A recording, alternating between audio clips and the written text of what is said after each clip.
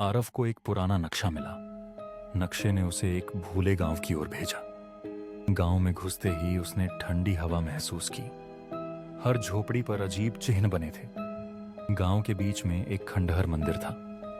मंदिर के अंदर एक अजीब मूर्ति थी। मूर्ति के पास एक जली हुई किताब थी। किताब खोलते ही अजीब ध्वनियां गूंजने लगीं। मूर्ति की आंखों से खून टपकने लगा।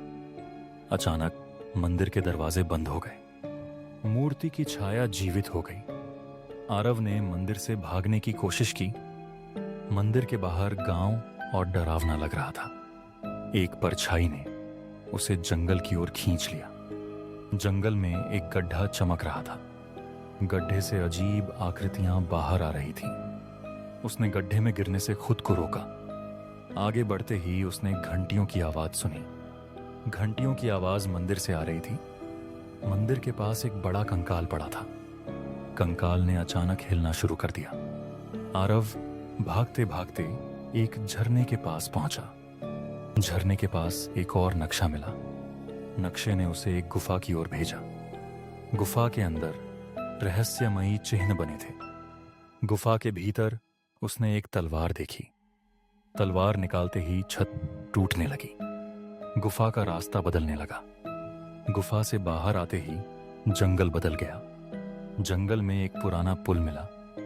पुल के नीचे से अजीब आवाजें आ रही थीं। पुल पार करते ही जमीन हिलने लगी। उसने देखा जंगल में आग लग गई। एक धुंधले किले का रास्ता दिखा। किले के पास विशाल पत्थर के द्वार थे। दरवाजे को छूते ही बिजली कड़की। किले के अंदर एक विशाल कक्ष था। कक्ष के बीचों बीच एक बुक शेल्फ था। एक किताब अचानक हवा में तैरने लगी।